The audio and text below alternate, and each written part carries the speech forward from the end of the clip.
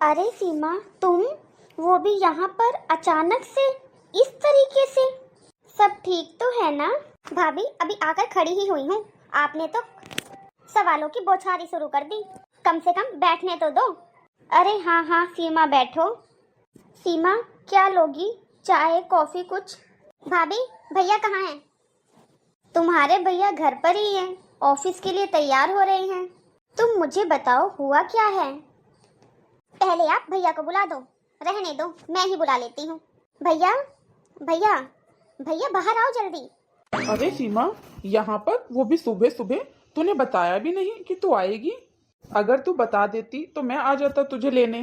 तू इतना बड़ा बैग लेकर आई है सीमा, सब कुछ ठीक तो है ना? कुछ भी ठीक नहीं है भैया। अब मैं उस घर में दोबारा कभी नहीं जाऊंगी। उन लोगों ने मेरा बहुत मूड खराब कर रखा है, मेरा जीना हराम कर रखा है। मुझे पता था तेरा गुस्सा कभी कंट्रोल में नहीं आएगा। आजकल तेरा दिमाग ऐसे ही खराब रहता है। तेरे को कितनी बार समझाया है कि ऐसी भी सिचुएशन हो उसको ठंडे दिमाग से हैंडल किया कर। कुछ ज्यादा बड़ी बात नहीं है भैया। मेरे ससुराल वालों ने एक औरत रख रखी है जो घर का काम करती है, झाड़ू पोछा बर्तन वगैरह वगैरह वही करती है वो। भैया मैंने बस ये बोला था, काम वाली के साथ में एक खाना बनाने वाले और रख लो, मेरी थोड़ी हेल्प हो जाएगी। आपको पता है मेरे ससुराल वालों ने क्या कहा कि खाना तो तू खुद भी बना सकती है, खाना बनाने में अब क्या हेल्प चाहिए। अगर खाना बनाने के लिए भी हम एक औरत ले आएंगे तो तेरा क्या काम है, तेरे को क्यों लेकर आए हैं इस घर में हम शादी करके, ऐसे बोला मुझे। भैया मुझे इतना सुनाया उन्होंने कि क्या बताऊं मैं आपको। अब आप दक्ष को ही ले लो। उनको मैंने कहा था मुझे एक साड़ी पसंद आई है, 12,000 की है, वो दिला दो मुझे, पर उन्होंने साफ मना कर दिया लेने के लिए। तेरे पास बहुत सारी साड़ियां हैं, लेनी है तो कोई सस्ती सी ले ले। इतनी महंगी साड़ी खरीद कर क्या करेगी? 2 बार पहनेगी फिर अलमारी में रखी रहेगी। भैया चाहे मैं वो साड़ी पहनूं, अलमारी में रखूं, जो मर्जी करूं, पर उनका तो फर्ज बनता है ना मेरी हर इच्छा पूरी करने का। कहते हैं सेविंग कर लो, फ्यूचर में काम आएगी। कहते हैं जब तेरे को इतना ही शौक है शॉपिंग करने का तो तू नौकरी पे लग जा, खुद जॉब कर ले। अरे मैं भला क्यों जॉब करूं? वो करते तो हैं जॉब, फिर मेरे को क्या जरूरत है जॉब करने की? अरे उन लोगों ने तो मुझे परेशान कर रखा है भैया। अब मैं उस घर में दोबारा कभी नहीं जाऊंगी। मैंने कल रात से खाना नहीं खाया, लेकिन उन लोगों को कोई फर्क नहीं पड़ रहा। कहते हैं भूख लगेगी तो अपने आप खाएगी। भाभी आपने क्या बनाया है खाने में अभी? दीदी मैंने तो आलू बैंगन की सब्जी, चावल और रोटी बनाई है। वही घटिया खाना। भैया मेरे लिए प्लीज बाहर से कुछ खाने का मंगवा दो, पिज्जा और चाउमीन मंगवा देना। ठीक है, करता हूँ ऑर्डर।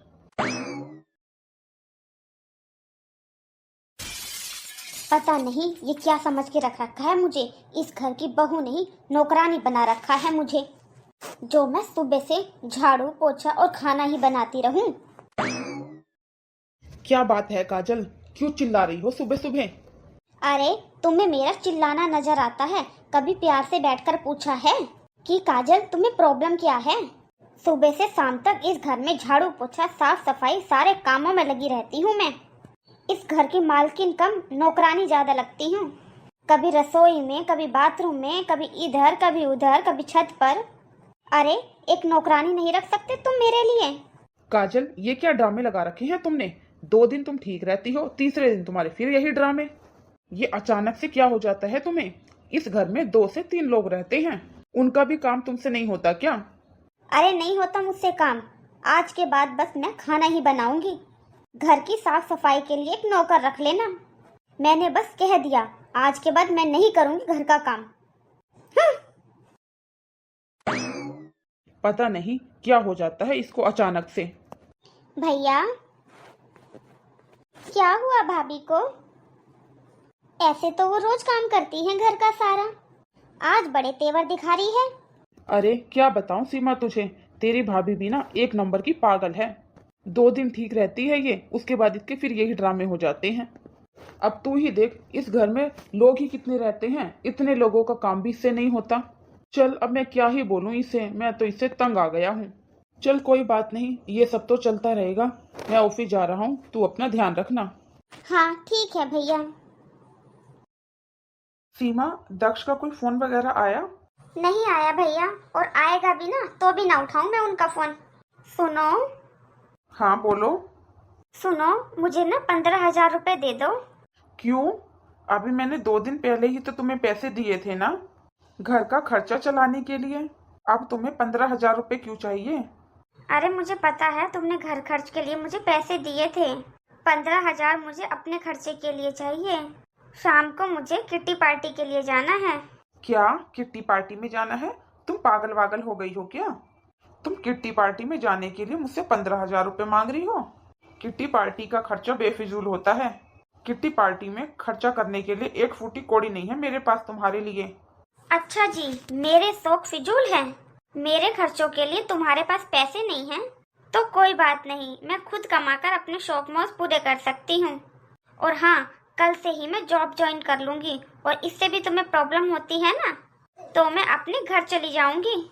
वहाँ पर मैं अपने सारे शौक पूरे कर सकती हूँ। समझ में आई? ये क्या धमकी दे रही हो मुझे तुम? है क्या धमकी दे रही हो? तुम अपने घर चली जाओगी? कल जाने को हो आज चले जाओ, मुझे कोई फर्क नहीं पड़ता। अच्छा, तो तुम अब किट्टी पार्टी के लिए जॉब करना स्टार्ट करोगी? मुझे तो तब समझ आता जब तुम मेरा हाथ बटाने के लिए नौकरी करती, कुछ सेविंग करने के लिए नौकरी करती, तो मैं मानता। लेकिन तू एक किट्टी पार्टी के लिए जॉब ज्वाइन करेगी? तुम्हारी सारी बातें मेरे दिमाग से पार हैं। हाँ भाभी, भैया सही कह रहे हैं, और मैं कितने दिनों से देख रही हूँ आप कैसे कितनी चिल्लाकर बातें कर रही हो। हाँ ठीक है, कुछ चीजें मैनेज नहीं होती, कम से कम आपको भैया की बात तो सुननी चाहिए, भैया की बात तो मान लेनी चाहिए। पर नहीं, आप तो हर दिन भैया को चिल्लाती रहती हो, भैया पे गुस्सा करती रहती हो।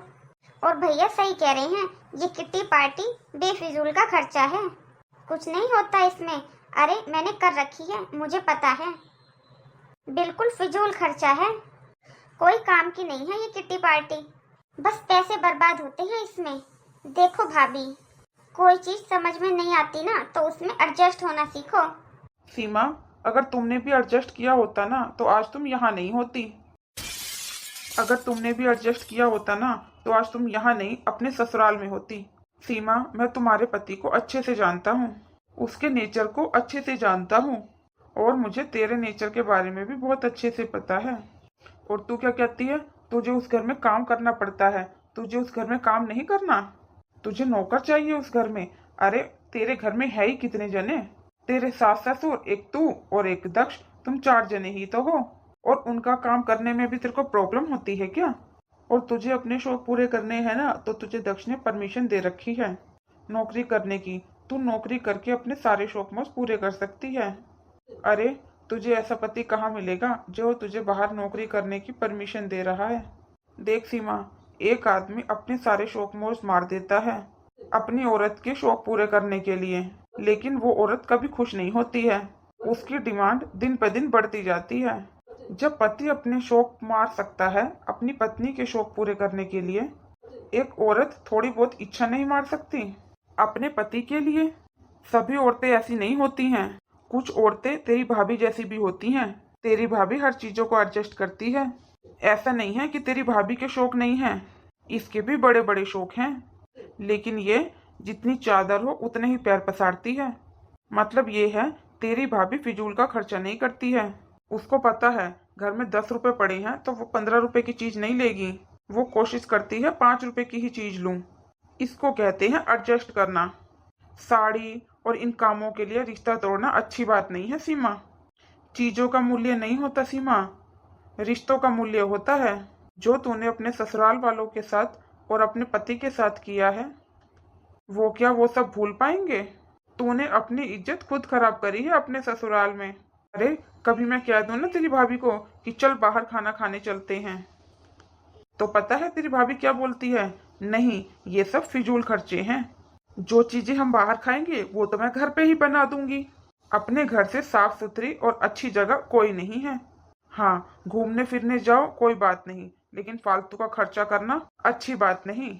लेकिन तेरे तो दक्ष सारे शौक पूरे करवाता है, बाहर घुमाने लेकर जाता है, खाना खिलाने लेकर जाता है, मूवी के लिए लेकर जाता है, जो तू मांगती है वो दिलाता है। अब देख, जो उसके बजट में नहीं होता उसके लिए वो मना कर देता है। और फिर तू उसमें नाराज होकर इधर चली आती है। ये गलत बात है सीमा। और यही सब बात जब तेरे भाई के ऊपर आई, जब तेरे को समझ आया कि तेरी भाभी तेरे भाई के साथ कितना गलत कर रही है, तूने कभी ये चीज समझने की कोशिश की कि यही सब जब तू करती है दक्ष के साथ तो उनको कितना बुरा लगता होगा। और सीमा, ये सब नाटक करने का हमें कोई शौक नहीं है। ये सब नाटक हमने तुम्हें बताने के लिए किया, तुम्हें सबक सिखाने के लिए किया। अब जाओ सीमा अपने घर और सबके साथ अच्छे से रहो। जब वो लोग तुम्हें खुश करने की कोशिश कर रहे हैं, थोड़ा एफर्ट तुम भी करो उन्हें खुश करने के लिए। और जब अगली बार आओ तो हंसते खेलते, लड़ाई करते हुए नहीं।